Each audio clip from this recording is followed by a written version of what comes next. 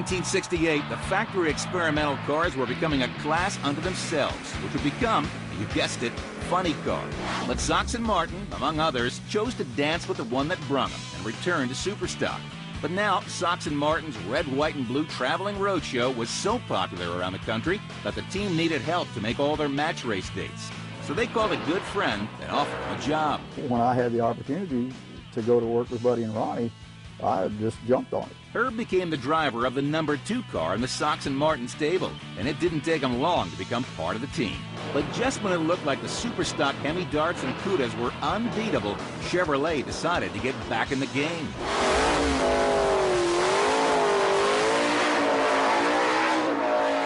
General Motors had, after all the prodding from everybody in the racing community, had finally decided to put a 427 in the Camaro. It was going to be a real exciting time. Gordy Faust and another racer from Detroit, Dick Ahrens, built 2 427 Camaros for Superstock. One with a 4-speed for Gordy and one for Dick Ahrens to run in Superstock Automatic.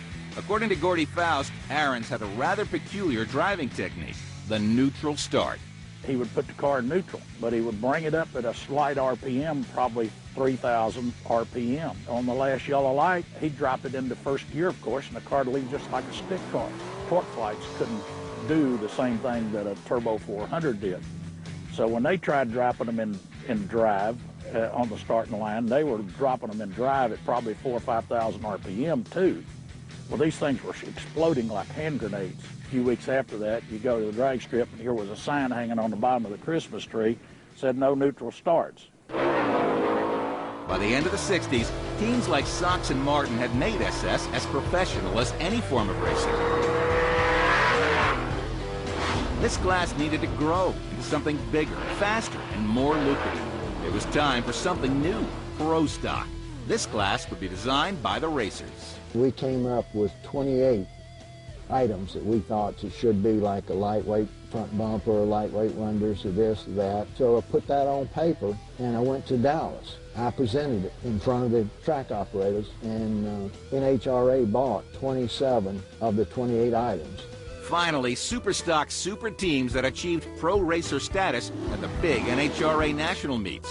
But even though Pro Stock was all new, one thing stayed the same. Those Hemis were still hard to beat. We could make more horsepower with the Chevrolets, peak horsepower. The Hemi was a little bit less, but the Hemi had it all the way across the board. You could be out ahead of a Hemi and he'd come right back by you at the finish line. Unfortunately for the Mopar teams, the NHRA had a way of leveling this playing field. They couldn't slow the Hemis down, but they could make them heavier. This solution delighted the GM racers, but it was a poison pill for Dodge and Plymouth.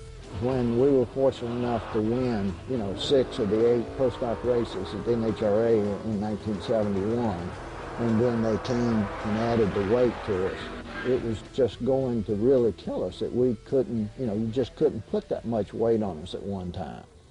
And he looked me straight in the eye, and he told me then, if I can get Ford and Chevrolet racing against each other, I don't worry about what Chrysler's going to do. Chrysler's response was to boycott the '72 season and return to Superstock racing with an old friend, another '68 Hemi Barracuda. When Chrysler wanted Ronnie to drive a car in Superstock again, he had to have a car that would fit the class. This was the best car for that class.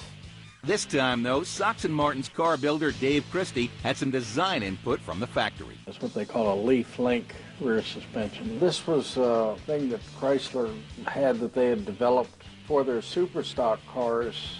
The suspension was designed by Chrysler Engineering and fabricated by Dave Christie in Sox and Martin's race shop. In addition, Chrysler also provided a very rare set of ultra-lightweight Corning glass windows for the Cuda. The whole car was completed in just 4 months. When NHRA factored the Hemi out of Pro Stock competition, it just started a Sox and Martin reign of terror in Superstock again. More than any other factor, Superstock racing was responsible for the muscle car era.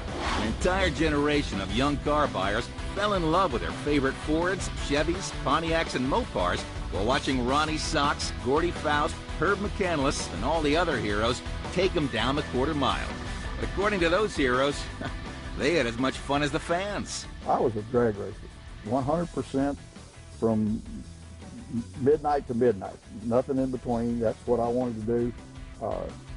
my whole life was just devoted to that. We'd go to Indianapolis and sit all day long in the staging lanes waiting to make one stinking pass all day. If they announced over the PA system, well, guys, we don't have any money to give you this weekend, and it's been that way ever since, people would have raced for free.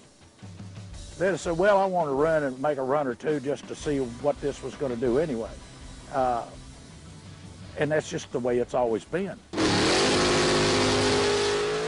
If you were hanging over the fence back then, watching the Superstockers go at it, you have great memories.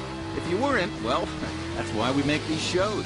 Thanks for watching, and thanks to all the men and women who made Superstock so much fun for so many of us. See you next time on the American Muscle Car.